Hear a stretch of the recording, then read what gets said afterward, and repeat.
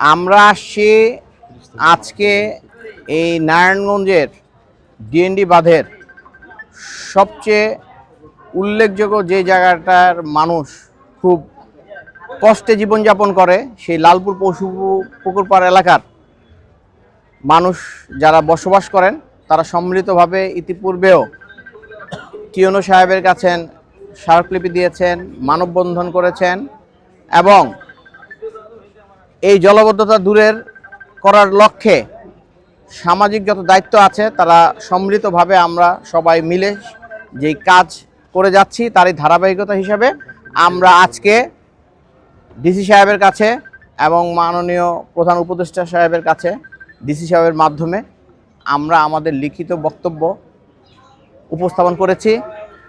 এখন যে অবস্থা দাঁড়িয়েছে গাবতলী, ইজদায়, তারপরে লালপুর পশু পুকুর পাড়, এই এলাকা সবচেয়ে বেশি জলবদ্ধতার কারণে মানুষের সাধারণ জীবনযাপন, এমনকি একটা মানুষ মারা গেলে যে কবর দিবে সেই অবস্থাটা তো নাই, জানাজা পড়ার মতো ব্যবস্থা নাই, মানুষের মসজিদে নামাজ পড়বে সেই ব্যবস্থাটা এখন বিপর্যস্ত।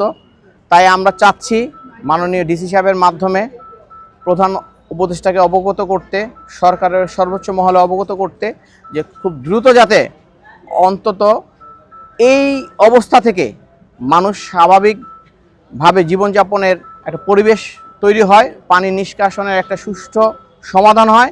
যে সমাধানটা বিগত সরকার শুধু মুখেই বলে গেছে কিন্তু পারন্তপক্ষে সঠিকভাবে বা কোনো উদ্যোগও নেয়নি এবং কোনো কাজও করেনি। তাই আমরা চাচ্ছি এই সরকার আমাদের মাননীয় ডিসি সাহেবের মাধ্যমে আমরা এলাকাবাসী যাতে এই উপকৃত হতে পারি, এই জলবদ্ধ নিরসনের লক্ষ্যে যে সকল পদক্ষেপ নেওয়া দরকার ডিসি সাহেব যাতে সেই পদক্ষেপগুলো নেন।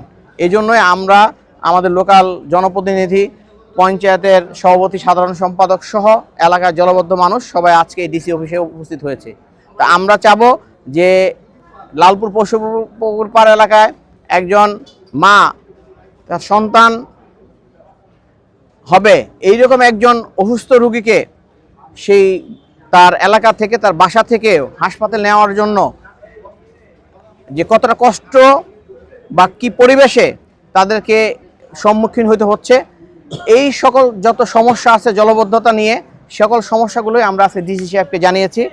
সেই ডিসি সাহেব আমাদের আশ্বস্ত করেছেন ইনশাআল্লাহ খুব দ্রুত এই জলবদ্ধতা নিরসনে উনি কাজ করবেন এবং এইটার একটা সঠিক সমাধান এই মানুষের জন্য, এই এলাকার মানুষের জন্য উনি ব্যবস্থা করবেন। এলাকা ঘুরে দেখেছি, ঘুরে দেখার পরে আমরা কমিটি করে দিয়েছিলাম।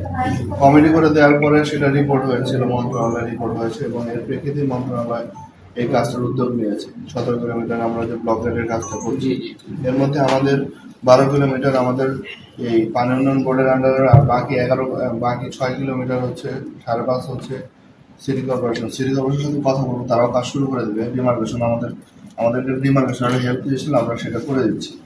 তো দেখি সিটি কর্পোরেশন কবে করবে। আপনারা একটু সিটি কর্পোরেশনের সাথেও ইয়ে রাখেন যে তাদেরও এখানে কিছু করণীয় আছে।